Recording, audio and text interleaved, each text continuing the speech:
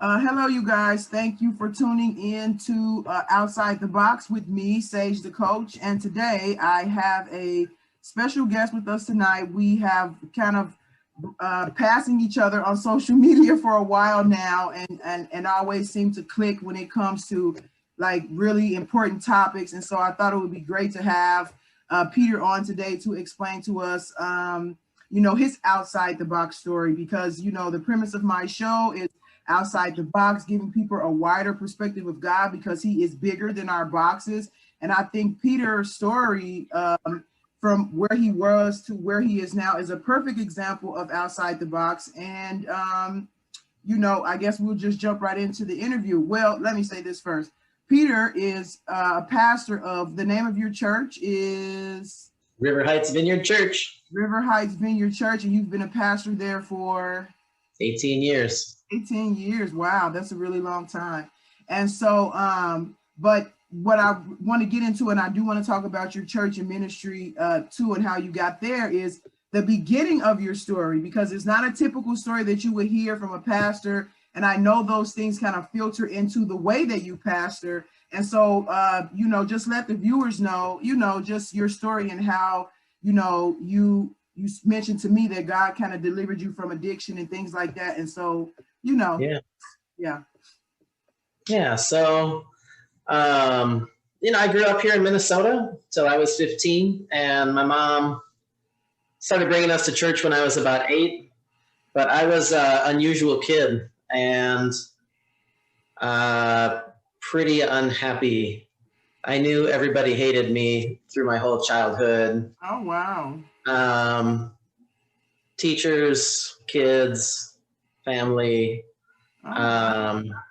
And in some ways, later turns out I might have been wrong, but I was a miserable kid. I started getting suicidal thoughts at age 9. And, by 7th grade, my suicidal thoughts were pretty strong. My mom caught me with a knife over my wrist once. And she actually did love me. She was just overwhelmed. I was a difficult kid. No. And she put me in a Christian private school. And all the Christian stuff, I think I believed in God as a kid. But to me, God was a big, far away, like you talk to God, but he doesn't talk to you. Yeah. He doesn't have anything to do with your life, right? Mm-hmm. And so, I'd pray as a kid, but it wasn't to a God who personal. was with me. No, not personal at all. It was just me not having anybody else to talk to, Yeah. And so, as I grew up, I stayed in private schools because my mom stuck me in them, right? And we would take side jobs to be able to afford school. We were not well off. Mm-hmm. And when I graduated, I was going to go to college, and my girlfriend went to a Baptist school, and I really liked my girlfriend.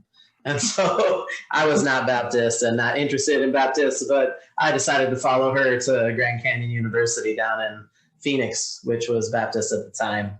Okay. And, I had been I was kind of a cross between a goth and a punk. I wore all black. I shaved parts of my head, and I listened to a lot of,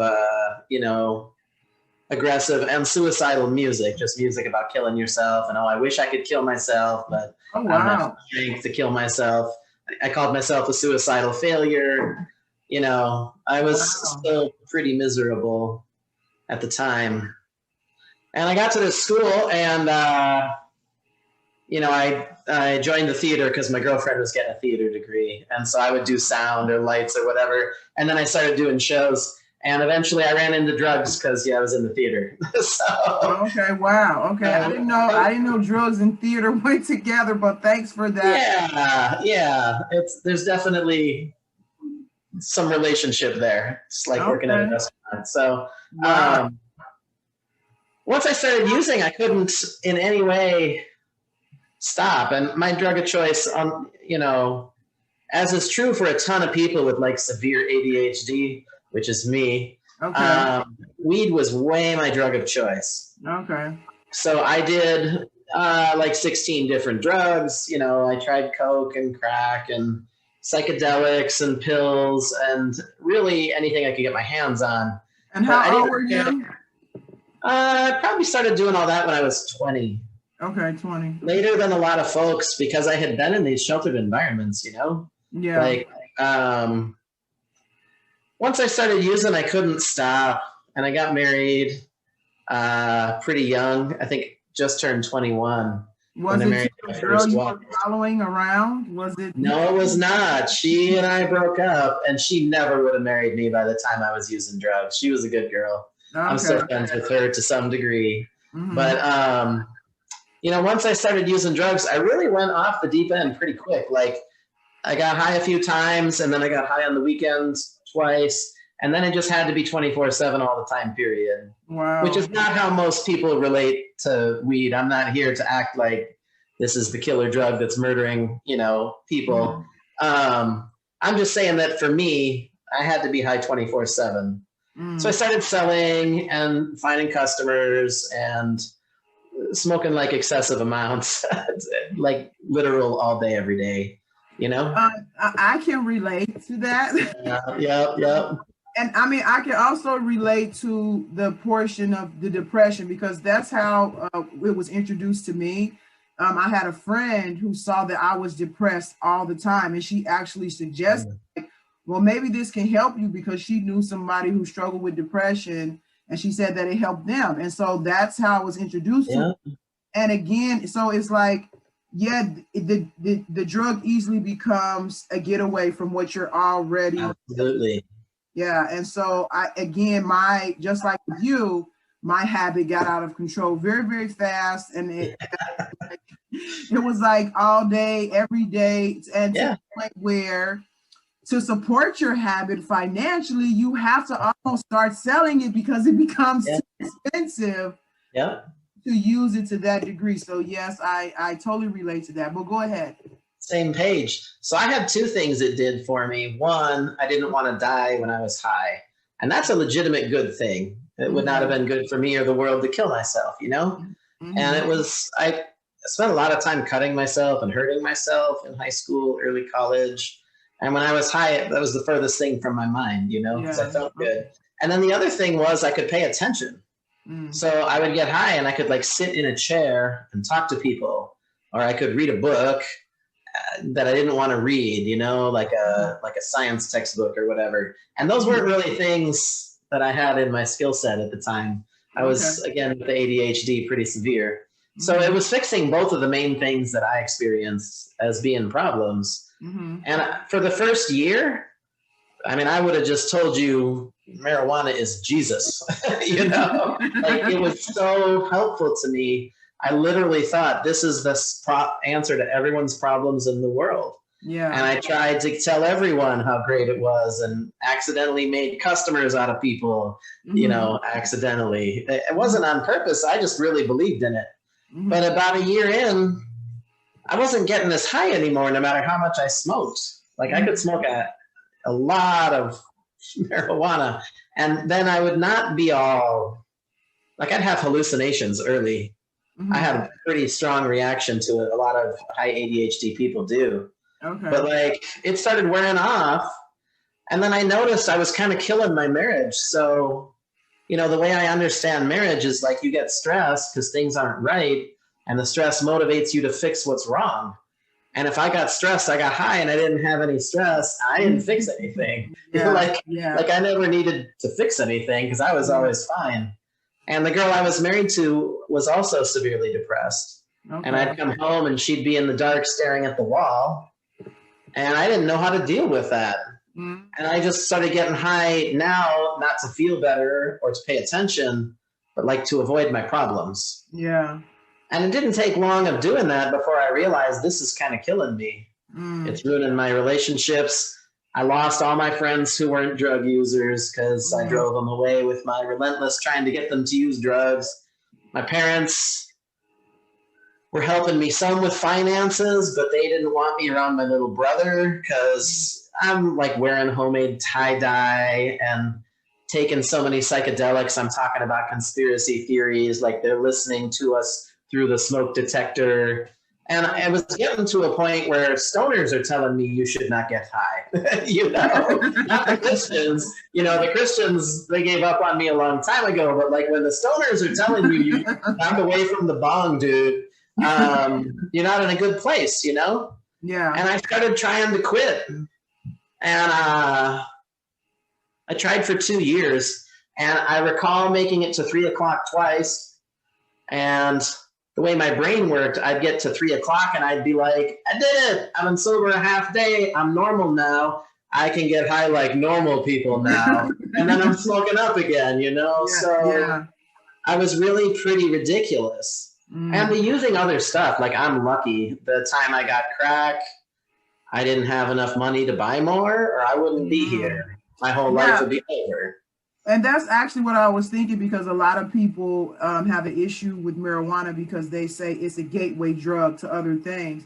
And so I was curious, even when you were talking, what do you think stopped you from, you know, doing harder drugs, especially when you started to kind of lose the high from, you know, the marijuana? And yeah. That's the question, but go ahead. That's a good question. I think marijuana did enough, you know, making me less miserable and able to sit down was like really, in many ways, a gift. And I did see, so I never tried meth because I had like 3 friends start meth and then they were carrying guns and talking about how people were after them. And I was like, I don't need to be doing that. You know, that's not the life I want to have. With crack, it was just, I actually think it was God. So just to be honest, like this guy came over and his name was Jimmy and I thought he was my friend. And he said, dude, I got this ball of crack. You want to try it? Like I've heard you wanted to try it. And I said, yeah. And he said, let's smoke it right now. And we did. And I took my pulse and it got up to 210 and I felt miserable. I didn't like it. I don't like uppers. Like I'm already up all the time. I don't need uppers. I like to chill. And as soon as I got done, he's like, you know what? There's a problem. We didn't quite have enough. You actually need more. But I don't have the money. Do you have the money? So what he's trying to do is get a new customer, right? Yeah. Which I didn't see at the time. And I took out my wallet and I instantly wanted to give him all my money, even though I hated getting high on the stuff. Right. And I held out my money and I looked at it. And just what I experienced was it felt like God came in the room and put my money away. You know, so God was not talking to me at this time, and I was not talking to God at this time. Right. You know, I was exploring a lot of different religions and faiths, and you know, I had the Tao Te Ching and the Quran, and I mean, I was just studying whatever I could. Right. Because I figured there had to be something out there, because I'm taking a lot of psychedelics, you know, which messed up pretty good. So I did feel like a moment of God intervening in my life. Not that I had words for it, you know. So what was that like? Was it just like you were giving him your money and then all of a sudden you took it back, or like what you were thinking to do, suddenly you didn't want to do it anymore? So like, yeah, the way I experience God's voice is like a strong, surprising urge to do something I did not intend to do. That's good. That's good, right? Okay. Yeah. And so what happened was I took out my wallet and I had put rent in there. I was living in a crack complex with my first wife because being a marijuana dealer was like super safe in a crack complex, and being white in a crack complex was super safe. Like the cops were racist and I was the good guy to them, even though I'm a drug dealer, right? Which is completely unfair, but a topic for another time, right? So I pull out my rent and I hold it out in front of me halfway to his hand, and I look at it and I just feel like a strong, feels like not coming from me, put that away. And then I feel like a good power to do that. And none of it felt like I'm trying or I'm supposed to or like I'm analyzing the situation. It felt like it came from outside of me, and it felt like really strong and really good. And those just have been how I've experienced God's voice or presence in my life. Okay, so before we get on to like how you ended up in ministry, and of course at some point you must have gotten saved and stuff like that. How do you explain that, like especially in hindsight, how do you understand or explain God intervening in your life at that time when you were not really communicating with him? Like how do you, because it's one thing Yeah. you pray for something and something happens, but so how do you understand that you were not like actively necessarily in relationship with him, but he was intervening in your life? Yeah, this is, a lot of people have disagreed with me about this one. You might too. That's okay. Is my life experience and therefore my belief about God that it's not what we do that determines what God does. And so I don't believe there's anything I have to do for God to love me or want to save me or want to do good, right? Yeah. And I just see, when you look at the life of Jesus, it's a lot of people doing bad things that he winds up calling. And so you can call it grace, you can call it mercy, God's love for the marginalized. Like I was a kid who knew I've always been hated, I'm always going to be hated. I want to die. I don't want my life to go any further. And I think God just had compassion in that moment, For me, it kind of sounds like maybe God knew in that moment you were going to step over into something. Maybe. Yeah. And so that's kind of how it sounds to me. Of course, I'm not God and I don't know. Yeah. But it kind of sounds like he's like, this is the moment that's probably going to make or break Peter. So I need to intervene, at this time to kind of steer him in a different direction. Yeah, I do think it was a key moment because I've seen you smoke crack 2-3 times. Yeah. That's a life-altering, unfortunate decision, right? Yeah, exactly. And I grew up, in the ghetto or the hood. And so I've like seen crack and its effects on people very up close. And it's really shocking and sad how it just takes over your life. It takes over. Yes. And the people, they go down so fast and turn you against your family, turn you against your friends, steal from anyone. I've seen all that stuff. Exactly. You're so desperate. Yeah. So so now how do we go from where you were, because we, so far you've been explaining how you were taking psychedelics and dabbling here and there, and then God intervened at this moment. I'm pretty sure after that you didn't just stop doing everything you were doing and ran to church. So, no. So I probably spent another 1.5 years using and moved up to graduate school in Flagstaff, Arizona. And when I got up there, my ex-wife said she was going to divorce me if I didn't quit getting high. Now, mind you, she was getting high and she started getting high more. But like my brain got pretty broken and I was not easy to live with. Like I literally didn't have any stress about any relationship problems. I didn't care. I just smoked them away, And so she told me if I didn't quit by Easter, she was leaving me. And I literally immediately thought, I have got to get high as much as possible between now and Easter if I'm going to have to quit on Easter, right? And so I just started buying extra and packing extra.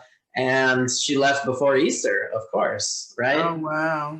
Wow. And when she left, I had kind of the beginnings of hitting bottom. Okay. I started trying to become an alcoholic instead of a stoner. So in my confused mind, I thought the problem is marijuana, and I know I can't live without using something, so I'm going to try something else. I started trying to drink every night, and it was really miserable, and I'm a terrible alcoholic. I like beer. I like brew my own beer. I like a good drink. I don't like 5 of them. I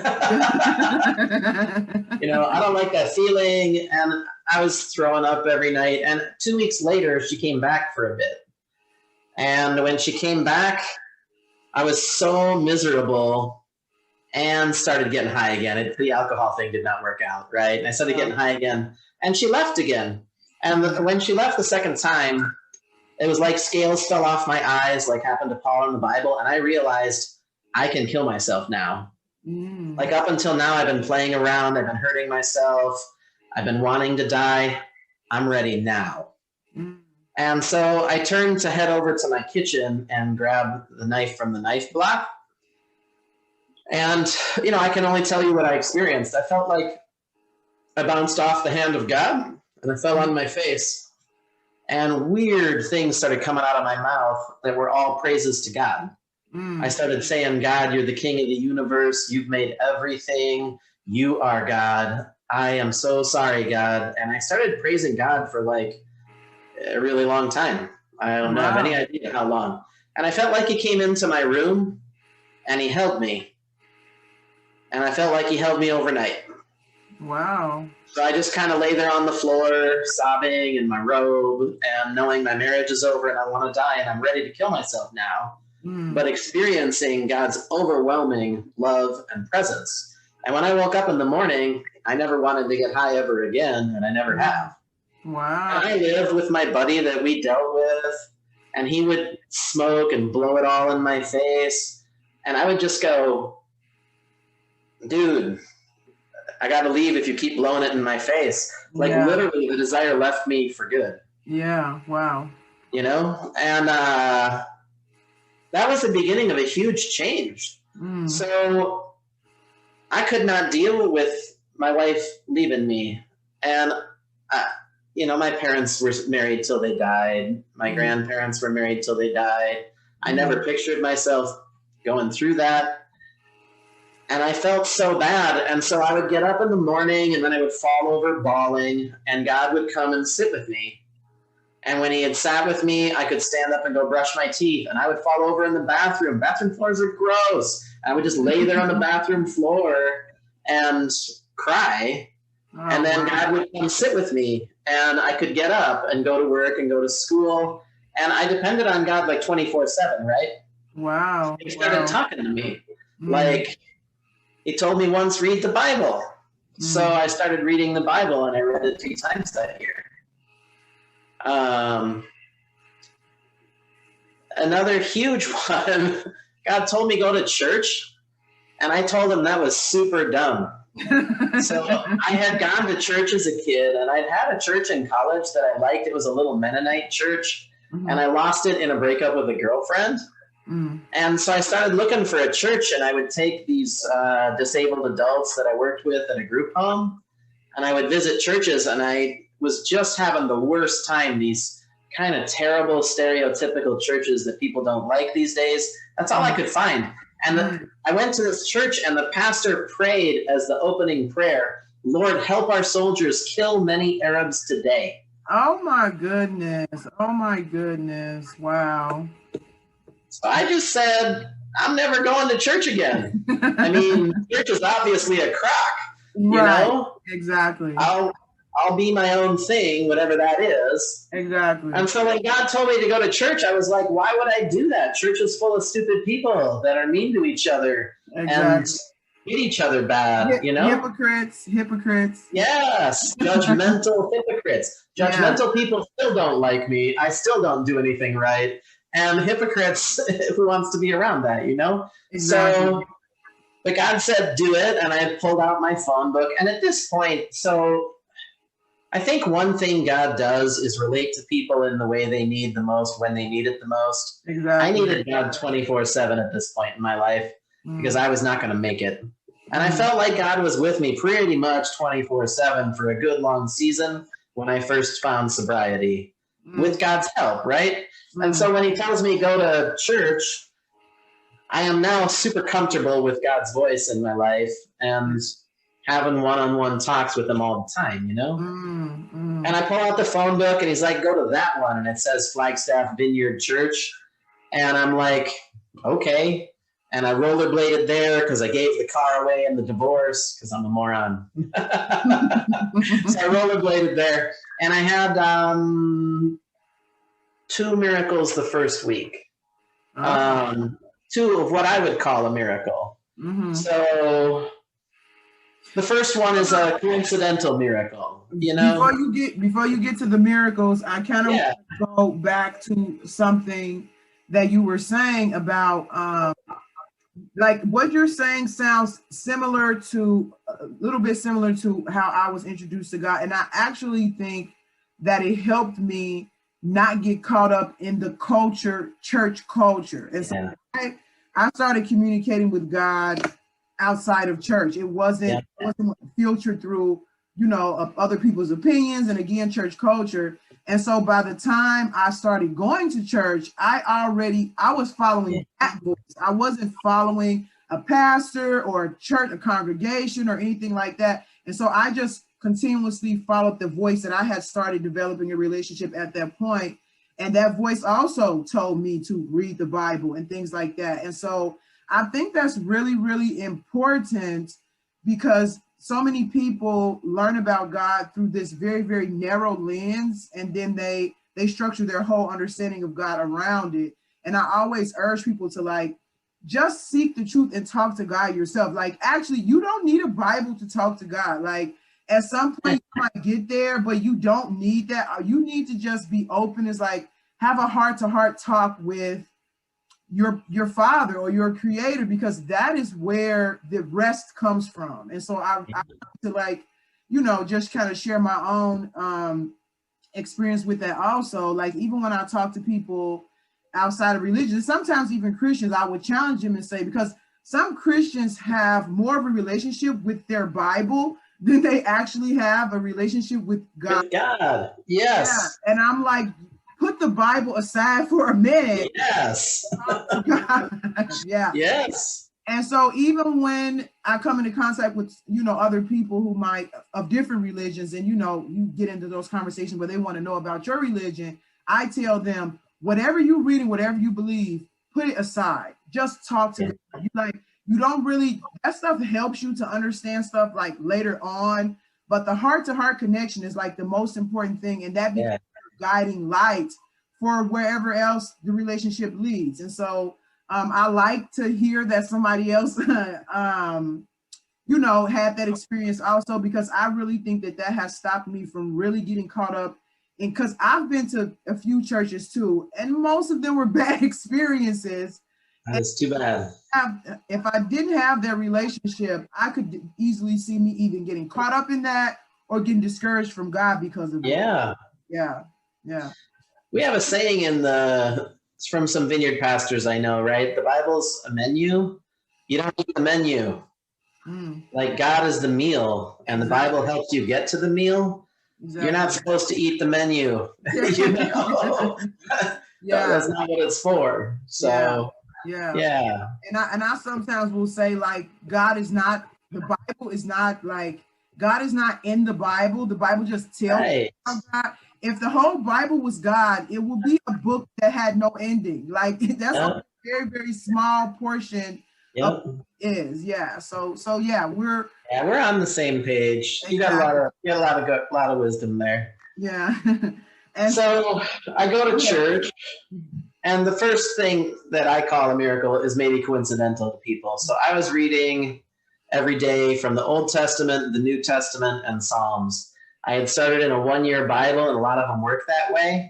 But I was like, that's not enough, one day's worth. I got to just read. And so I just read not randomly, but at my own pace through each of these things. And the pastor preached on 3 passages, 1 New Testament, 1 Old Testament, and a Psalm that I was in that week. And I'm like, that's crazy weird. That's one in a way more than a million weird. But the really big one, I had decided in my, post-drug addiction delusions that if I could fast for 3 days, God would give me my wife back. That's some drug addicted delusions, right? Yeah. But I just felt like if I can just fast 3 days, it's going to work out. God's going to give me my wife back. And 2 times I fasted 2.5 days and forgot I was fasting and ate dinner. And both times, my heart just crashed, and I was like, I just cost myself my marriage. I was delusional and sad, Wow. So I go visit this church, Flagstaff Vineyard Fellowship, and the pastor stops in the middle of the sermon and he says, I'm about to do something I don't even believe in. I've never done this before. I feel like God wants me to speak off the sermon. Someone's here and you've been trying to fast for a certain amount of time and you haven't been able to do it, and you feel like you failed, and God wants you to know he loves you. Oh, wow. And I'm sitting here. There's not a ton of people in the room. It's not a mega church. This is maybe 150 people, in a side building. And I'm just like, wow. Okay, God, I'll come back next week. Mm-hmm. And I had a miracle that was maybe even better than those two the second week. So I come back the second week, and I don't know how to talk to Christians anymore. I kept, like, they would come over and say hi, and I would be like, you got any weed or like whatever, like just the things I'm used to thinking with people would pop up in my head, and I would be like, okay. Like I could not talk to these people. But like, so what I was doing with my life included a lot of, I would sit in my room. I had 3 roommates in grad school, and we didn't talk to each other. So I would just sit alone in my room, and I would pray, and I'd lay down on my face and cry and, pour my heart out to God. And that was a lot of my time. And after the service, the sermon was on something I don't remember, because who remembers sermons? I'm a pastor. Yeah. And they're like, do you want to come up and have someone pray for you? And I came up, and this guy prays for me, and he's wearing a baseball cap. And I find out later, me and him got nothing in common in the entire world. He's definitely like a country boy. And he asks if he can put his hand on my shoulder, and he leans over and he starts whispering into my ear, God has seen you alone in your room, lying down on your face, crying out to God. And he starts telling me all the stuff I've been doing, and he doesn't know me. Nobody in the city knows me. I quit doing drugs. None of my drug using friends come to church. Like, I didn't have any other friends. And as he's telling me this stuff, I just start bawling, and I go, fine, God, I'll just keep coming. Like, since you're going to come out of your way and speak to me through other people and all that business, I'm going to stay here. And the church was like maybe 150 people, and it shrunk down to about 50 because the lead pastor and his wife, the worship leader, got divorced. And he left, and she left. Okay. And the church was, of the 50, at least 25 were from the men's, the homeless shelter and the women's domestic violence shelter. Okay, wow. And this was in when was this? This was the 90s, mid-90s. It was not cool to have a church where people with tattoos and piercings are greeting you, but that's what we had, And we were in a high school cafeteria by this point. Okay. And I loved the heck out of this church. Their music, they had these hippies doing jam band music, like kind of rock and roll jam, Allman Brothers, Grateful Dead type worship jam music. It was awesome. And they loved me. So I started volunteering. I started making coffee, and I love babies. So I would take care of the 0 to 2-year-olds. They had little dividers set up where I could hear the sermon and hold babies. And I really loved it.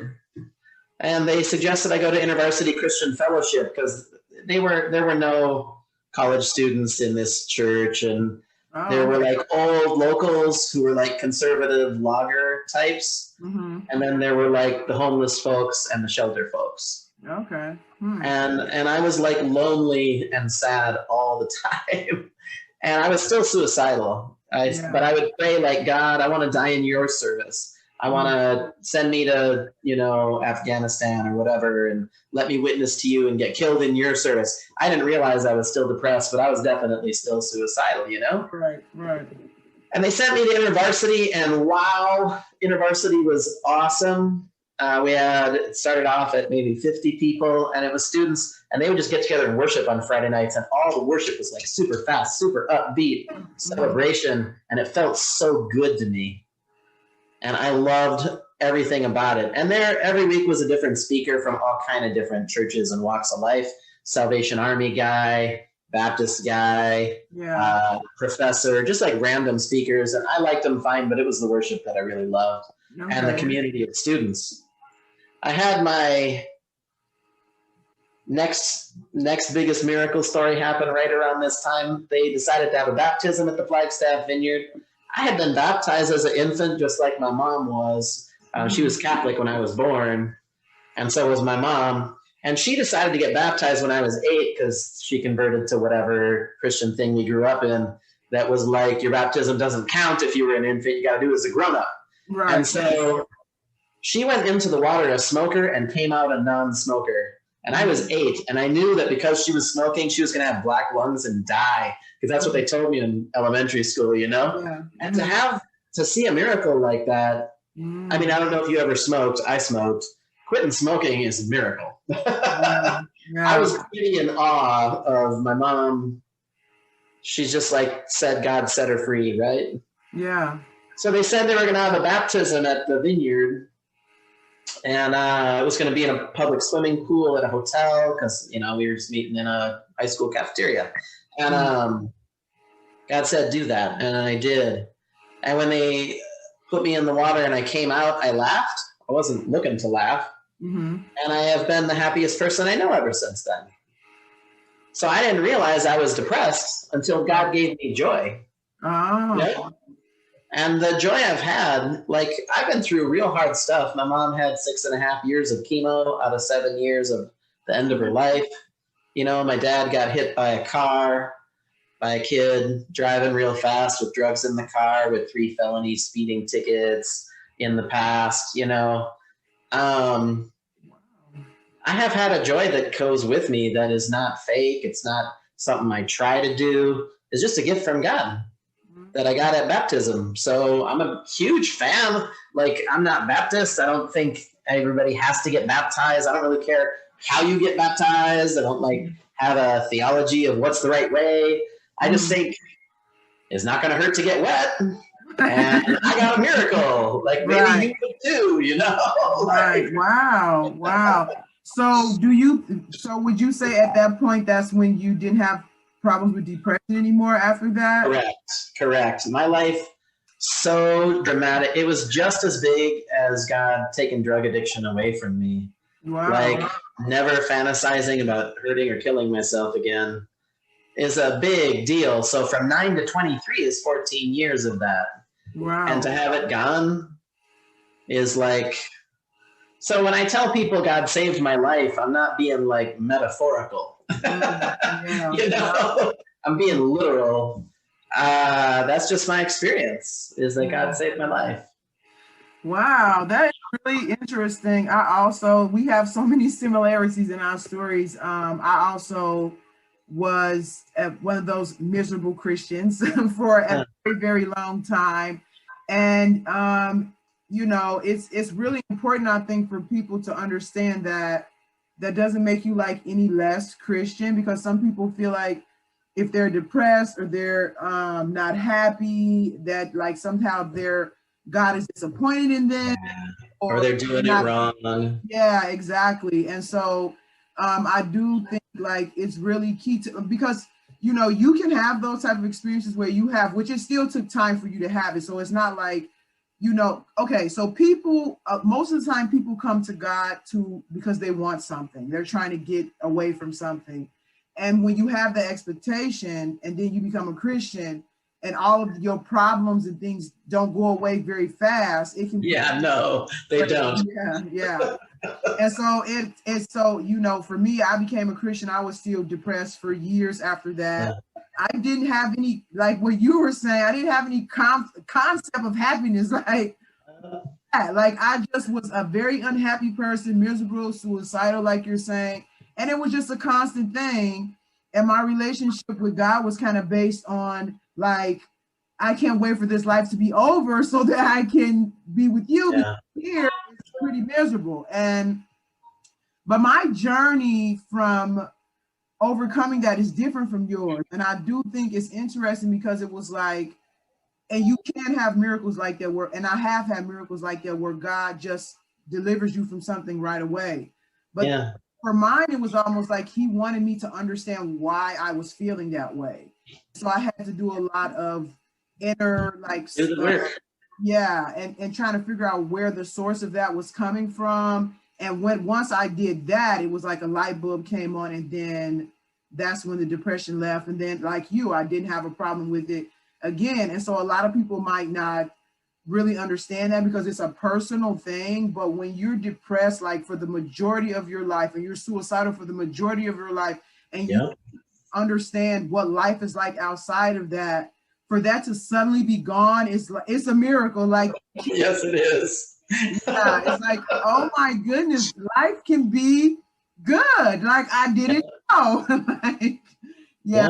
So, yeah. So yeah, I do think it's important for people to know that, you know, you can still be a Christian and you can still have a relationship with God and be depressed. Absolutely. To just hang in there and just like what you did, you just stay with God, and you know, you keep going, and at some point he will deliver you from that. So that's I later on ended up running a recovery ministry for 10 years, and I noticed a thing in recovery that I think relates to depression. So in recovery world, about 1 in 4 people who quit successfully have some kind of encounter with God, and they quit like on the spot. And 3 in 4 got to work at it for a long time. Okay. And they totally both count. Yes. And I totally think like God has something for you in whichever of those journeys you're on. Exactly. I've seen people healed of depression or anxiety or OCD like in a moment. Yeah. But most people do not get that. Yeah. Most people are putting in the work. And putting in the work sets you free in some deeper ways. Yeah. So I know for a fact, like just because I got happy and quit drugs, I had some deep problems that were ongoing and did not get fixed at all. Yeah. And some of them I have managed to work through with God's help, and some of them I still have. Some things I'm still working on, you know? Yeah, yeah. So speaking of joy, you were talking about, I forgot what it's called, but holy laughter. Have you ever experienced that before? Yeah, so I have not had holy laughter myself.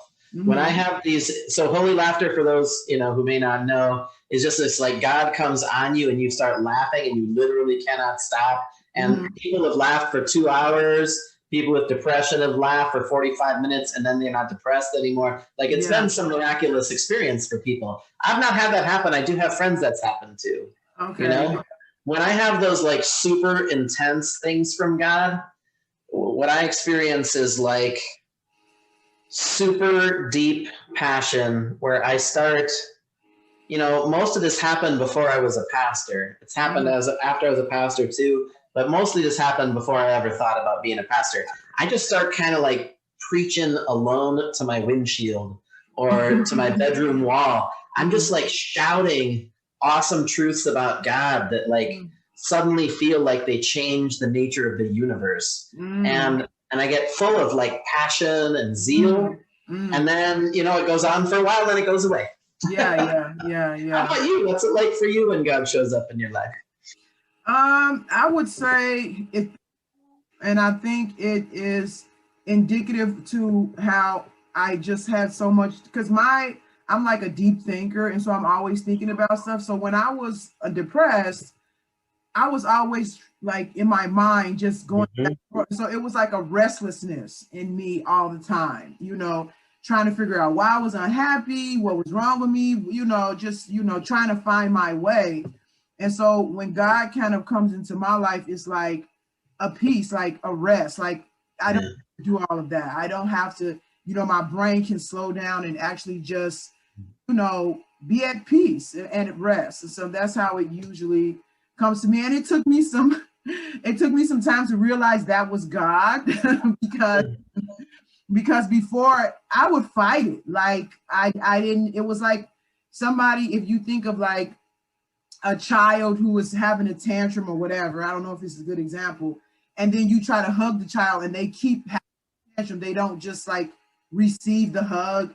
I was so used to doing that when God would come with his peace, I didn't know how to just embrace that. It was like, I'm still like, no, but I got to do this. So I got, and so it took me some time to like, oh, this is God. Oh, I can rest, Yeah. So it took me Safe.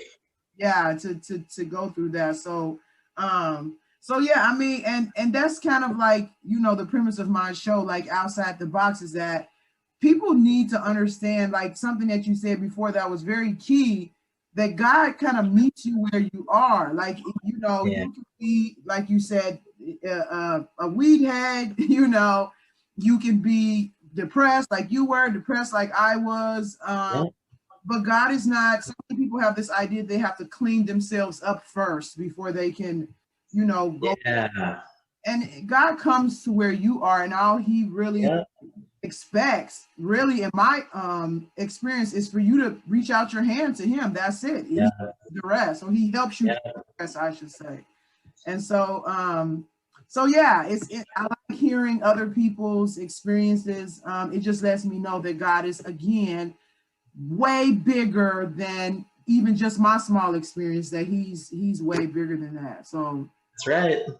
So with your because so did you know, like, right away that you were going to go into ministry? I mean, I know you kind of developed a relationship talking to God, and it's even funny how you talk about you would just cry to God, because I did the same thing. I'm just crying to God all the time, and I'm like, that really I appreciate it now, because I know if he had nerves, I got on them, like, because I was just constantly crying, and like another human being wouldn't deal with it.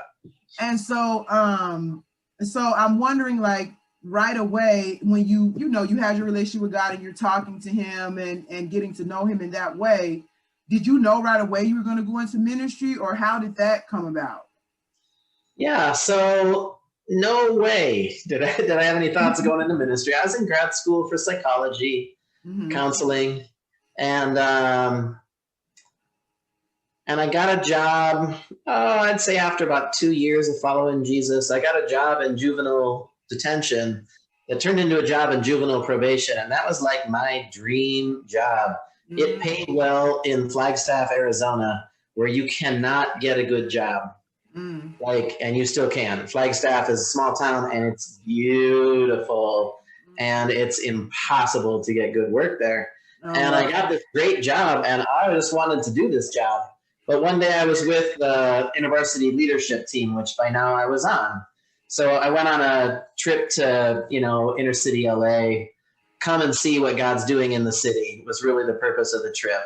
Okay. And some people would go thinking, I'm going to save the city. But they were real good about, you're not saving no city. God's already in the city. You're going to go learn. And we went and we learned amazing, awesome, wonderful stuff about Jesus. And when we came back, I just was like telling everybody about it all the time. And they're like, how about we make you the leader of the trip for next year and stick you on the leadership team? And, I was going to tell them no, but God said yes. So my buddy Jeff prayed for me, and God showed up in a super powerful way. He's a pastor now, and he says this is the most God ever showed up in his life. God just told me, you're going to do this, right? So so I was praying with the leadership team about my job, and I was at juvenile probation, and a bunch of my coworkers had sued each other, and it was like super tense all the time. Like they would go to every meeting with notepads and write down every word in case they had to sue each other again, because it was just not enough money. Working in social services in a red state is not like working in social services in Minnesota. Not enough money for nothing, and the pressure is immense. And kids' lives are at stake, So I was just praying about the stress, and suddenly I prayed, God, I will never be happy until I'm in full-time ministry. And I went, what kind of stupid prayer is that? I don't mean that. Like, I went, covered my mouth, and I was like, never mind, and, started praying something else. I went to church that Sunday, and one of the guys who came to our church, his name was Blake, and he was the supervisor at the rescue mission. And I revered this dude. So the way to my heart is always to care for the poor at cost to yourself. Like, I'm going to admire you, even if I disagree with you about 50 things. If that's what you're doing with your life, I really admire that a lot. And I had never talked to this dude, and he had never talked to me. And I just admired him. And again, after the service, which the sermon was on faith, and I wanted some prayer for my faith. And I went up, and he came over and asked if he could pray for me. He put his hand on my head, and he said, be a pastor, be a pastor, be a pastor. He just kept saying it over and over. And I had shown zero signs of leadership in this church. I mean, I watched babies and I made coffee. Right. I didn't talk. I still wasn't like, really good at socializing with Christians and stuff, So I felt like, wow, that's amazing. And so I talked to the pastor about that, and he said he felt like this was a call from God and that I should maybe see where that led. Okay. And so I spent the next 7 years just volunteering more and more and more and more, and having that word confirmed by different people at different times, especially pastors that I would serve under. Mm-hmm. And in the Vineyard, which is the church I belong to, churches kind of handle how you become a pastor from church to church. I did a distance thing called Vineyard Leadership Institute that had like academics and mentorship and leadership, but I did it in my local church. And eventually I just served myself into being youth pastor. Okay.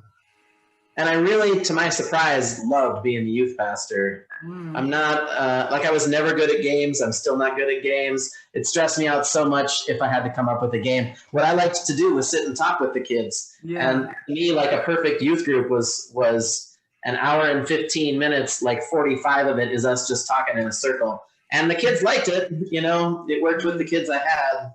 And it grew some. It grew from maybe 3 to 30. And then I just kept getting, pastoral promotions, for lack of a better word. They made me associate pastor and executive pastor, and I've been lead pastor at my church for 6 years now. Yeah. Okay. Yeah. Wow. That's. I mean, I have seen a lot of people, unfortunately, who, as soon as they become a Christian, they want to be a pastor next week. They want people to follow them. They want to be the leader. They want to be in front. And they can't follow it all. Exactly. And you're saying that you kind of went through the process and, took your time and things like that. And you were not like racing to be to the front. I really respect that, because I've come across so many people who just, they want to be in the front. Like, you haven't even served anybody. You haven't been under a pastor and things like that. So, and to me, it seems like maybe it's becoming worse with this whole social media culture where everybody wants to be in the spotlight. They really see a lot of people really taking the time to allow God to groom them for the position that he's going to give you eventually. And so I really respect you for that. So that's good. Well, thank you. I appreciate the kind words. I do think I really strongly believe Christianity and all authority, all Christian authority is for service of the other person. Yeah. It is never to benefit yourself. Yeah. And I just think folks who want power should be far from Christian leadership. Those folks are bad for Christianity, know? Well said. Well said. Well Jesus said. was so clear, like, the more authority you have, the more you lay your life down. Yeah. Not the more important you are. Exactly. Exactly. That's some other faith. Yeah, I agree. Yeah. So we're getting close to the end here. So what I'm interested in knowing is, how does all of your experiences, with the drugs and the way you got to know God and suicide and everything, and I'm sure there's other stuff you haven't mentioned, how does that play into the way that you minister now? Yeah, that's great. My top strength, when I take the Strengths Finder, is includer. I've been on the outside. I've been hated by everybody, Mm-hmm. And so my top strength is to find people who feel like they're on the outside and let them know they are the most important person in the world to God and to the people of God, right? Okay. And so people have known forever at my church, there are 2 ways to guarantee I'm going to talk to you when you're a visitor. You have a mohawk or you're not white. I'm in a community that's too white, and I really care about folks who are not white, who are marginalized in Minnesota, right? And I really care about punks because I've been one, you know. I probably am also going to talk to you if you got visible drug paraphernalia or if you're high or drunk, then I'll talk to you too, right? But like, so the always wanting to reach people who are excluded is central to my whole vision of faith. I love the Gospel of Luke because in the Gospel of Luke, Jesus is touching lepers. He's relating to women intimately and closely. Like he's doing all the things with the marginalized people of his day. Exactly. And to me, that is the business of Jesus Christ. Exactly. And so as a pastor, that's what I want the church to be about, is like caring for people who aren't getting cared for, you know? So that's a big part of it. Another one is, I mean, when the pastor told me I needed to start a recovery ministry when I first started, and I was like, I had a miracle. I don't know how to do miracles. I'm not starting no recovery ministry. Well, like, maybe 6 years in, it seemed pretty clear God wanted me to start a recovery ministry. And so I told him, fine, I'll do it. And I was like, I can't do this unless I do it myself. And I found a Christian 12-step program. It's called Celebrate Recovery. And I took a group of people who I called my leaders, including some people with recent addiction issues and ongoing issues. And I just said, you have to pick real issues in your real life, and we're going to use the 12 steps on those in our lives together. And we went through Celebrate Recovery, and then we opened it up. And in the first year, we grew that sucker from 35 people down to 12. Wow. Then I love to cook for people. I would love to make you dinner, you and your family, cooking for people is love to me. And I started cooking free dinner for the recovery meeting. And so it's bounced between 30 and 80 people a week since then for 13 years or so. And a lot of those folks wind up in the church. Yeah. And they make church better. The 12 steps starts with inability to control my tendency to do the wrong thing. It starts with humility. And Christians don't have enough humility. Oh, definitely. More humility in the room is a blessing, always. And addicts know my life is screwed up. I can't fix it. So they're not judging you for not fixing yours, Exactly. Yeah, speaking of that, there needs to be like a 12-step Christian recovery, not a Christian recovery, but a 12-step program for people who are church recovery. Yeah, because people they be bouncing all over the place and doing crazy stuff, and people become very, very judgmental. To me, a lot of that judgmental, which is very, very prominent in Christianity, and I really, really don't like it. It comes to me from people not dealing with their own issues, because when you deal with your own stuff, like what you're saying with recovery people, it automatically gives compassion for other people, because you've had to look at yourself and humble yourself and realize your faults in yourself, and you have accepted them, and so you see other people through a more sympathetic and compassionate lens. So to me, people who are very, very judgmental, they haven't done that. They just went from being not a Christian to now you're up there with Jesus, and there was no process, which is why you're judgmental, because you didn't go through the process. And so so but I really, really thank you for your time. I was always kind of interested in your story, and I'm even happy to know it now. And it was nice, and I would like to have you back to talk about the more racial components. If you would want to come back, that's up to you, because I do think that's important too, because you told me you were doing a lot of stuff in your church. But besides that, this has been very, very enlightening. I feel closer to you because we have some of the same experiences when it comes to getting to know God and things like that. But thank you for your time and everything like that. And I would like for you, before we go, to let people know where your church is and information about your church if they want to, pay you guys a visit. Yeah. So I was willing to do this podcast because you speak with such wisdom and grace online so regularly in so many different settings. I've just seen you in a number of settings, and really appreciate who you are, because out of who you are comes really good stuff. And so I would come back and we could talk about race as long as you talk at least half, right? Like I got as much to learn as I have to offer. So as long as you're willing to do a lot of talking, sure, I come back. As far as my church, River Heights Vineyard Church is in Inver Grove Heights. It's just off of 494 to the south. And our service times right now are 8, 9:30, and 11 on Sundays. We have a Spanish language 2 services, and the times on those services are changing, and I don't know what times they're changing to, but you can look us up if you want to find them. Our services are going to go to 8:45 and 10:30 sometime soon. We've been doing a service with no singing for COVID, and it's gotten small enough that we're going to shut that one down and go back to 2 services. So thankfully the vaccines are out and stuff. So thank you so much for just being yourself and being so open and inquisitive and gracious and wise. I really appreciate you. Yeah, thank you so much. I appreciate you also. And let you go back and have your night, and we'll talk again soon. That sounds great. God bless. You too. Bye. Bye-bye.